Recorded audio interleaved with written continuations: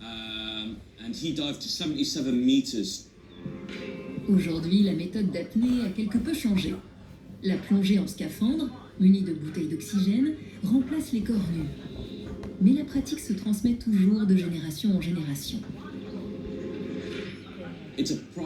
C'est une grande fierté pour moi d'enseigner aux nouvelles générations et aux adolescents de l'île. Parce que la plongée est dans notre sang. C'est notre histoire.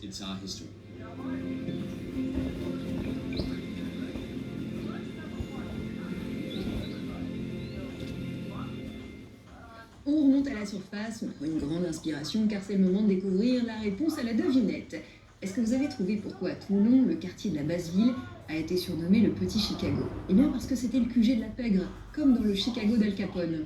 Après-guerre, les marins permissionnaires peuvent s'encanailler facilement dans le port de Toulon, dans le Chicag, comme on surnomme aussi la Basse-Ville. On trouve de l'alcool, de la drogue et des femmes prêtes à câliner ces hommes en mal d'affection. Il ne faut pas en demander plus pour attirer la pègre, qui va régner ici jusque dans les années 80. Aujourd'hui, les galeries d'art ont pris la place des bars et des lupanards dans ce quartier, mais on peut toujours voir une plaque dédiée à Miquette, la plus célèbre fille de joie de l'époque, Pespade.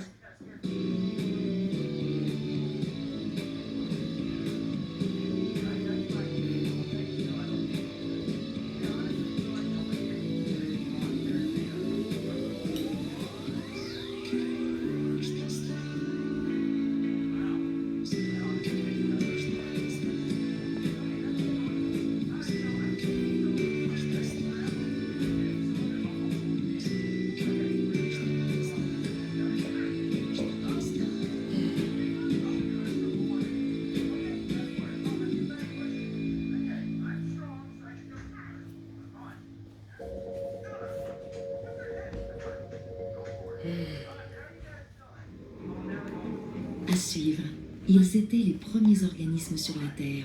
Ils sont partout et se sont imposés comme les vrais maîtres de l'évolution, les microbes. Alors, vous partez bientôt dans l'espace? Félicitations, Jérôme. Pour réaliser son rêve, Tu es Fumekobo, navigateur première classe. il devait devenir un autre. Un pirate génétique. Un Gataka. J'ai lu votre profil et j'ai demandé votre séquençage. Je ne suis pas Jérôme Moreau. C'est une histoire que tu viens d'inventer ou tu te sers toujours de la même? Ethan Hawke et Uma Thurman vous souhaitent la bienvenue à Gataka, dimanche à 21h. Why don't you love me? Ce programme vous est présenté par Baleine. Vous me dites, sur la tête de ma mère, virgule, j'ai envie de pisser. Réfléchis, sacrement. On va modifier l'ordre de la proposition et vous allez voir ce qui est inouï, c'est que ça ne modifie aucunement le sens de la phrase. Ce qui nous donne, j'ai envie de pisser ou sur la tête de ma mère.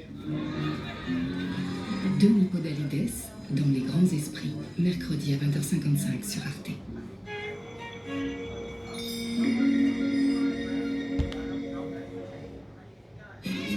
Sur le dance floor, Tony est le roi.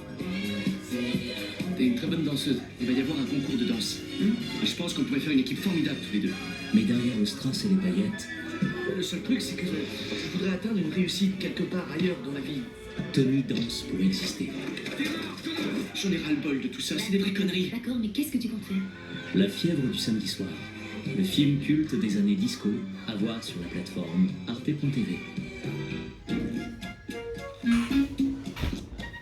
Et maintenant, allons chercher la petite bête. Les microbes jouent un rôle capital dans notre monde. Ils colonisent toutes les régions du monde. Ils vivent sur Terre, dans l'air et dans l'eau.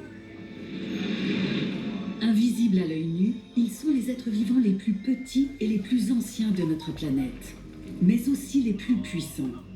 Les bactéries, les virus et autres micro-organismes. Ils communiquent entre eux et forment des structures complexes. C'est grâce à eux que la vie a pu se développer sur la terre ferme. Aujourd'hui, ils dominent la planète, tout comme ils dominent les humains.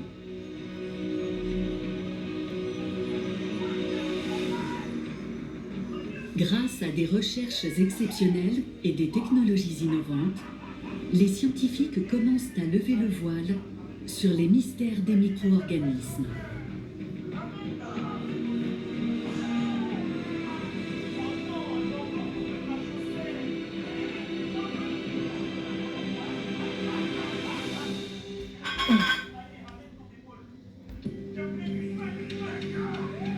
Il y a 400 millions d'années, très peu d'êtres vivants peuplent les paysages primitifs de notre planète. Seuls les océans abritent alors des formes de vie plus évoluées.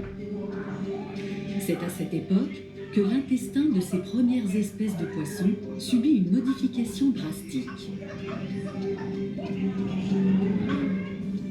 Jusqu'alors, une solide barrière protégeait leur intestin des maladies et bloquait les micro-organismes.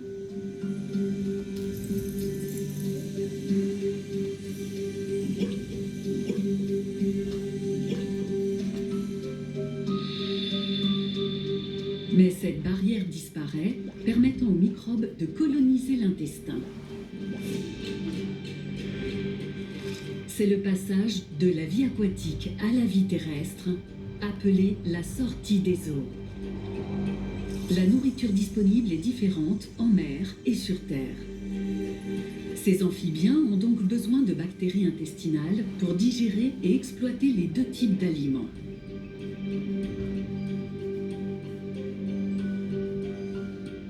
Une symbiose qui se vérifie à chaque étape de l'évolution et qui concerne bien sûr les êtres humains.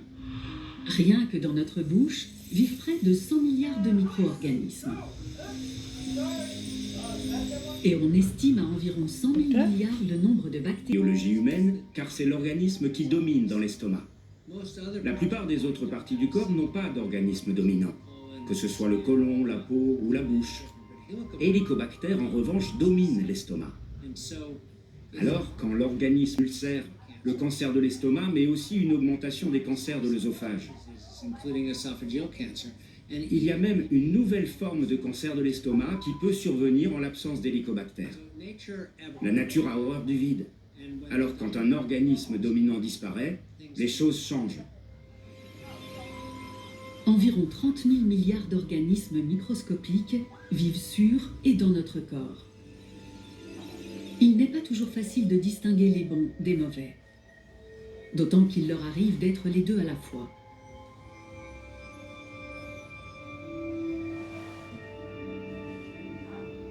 Des chercheurs comme Martin Blaser considèrent notre microbiote comme une forêt. Tout comme la biodiversité préserve l'équilibre de la nature, une grande diversité de micro-organismes intestinaux préserve notre santé. Dans un intestin sain, les cellules de la muqueuse intestinale sont très proches les unes des autres et forment avec